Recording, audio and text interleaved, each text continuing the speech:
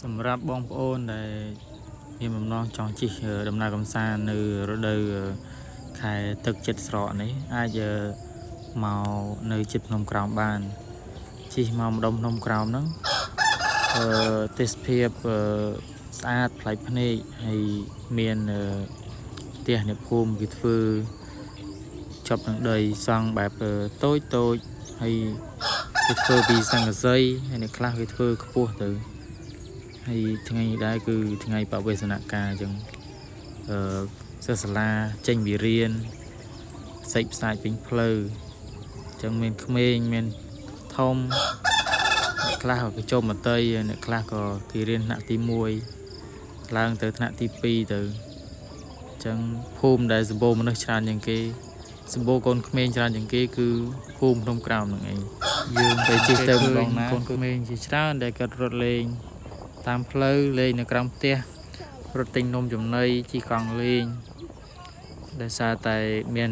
ផ្ទះអ្នកភូមិច្រើនដែលរស់នៅតាមដងផ្លូវក៏ដូចជានៅជើងភ្នំក្រោមហើយនឹងតាមចម្រាក់ពេលយើងឃើញអញ្ចឹងគឺពិតជាមានភាពអ៊ូអរសប្បាយរីករាយមែនទែនចឹងហើយការរស់នៅរបស់ភូមិស្រុកមួយគឺមានភាពខុសប្លែកពីគ្នាទៅតាមតំបន់ហើយនេះគឺវត្តនៅជើងភ្នំក្រោមហ្នឹងឯង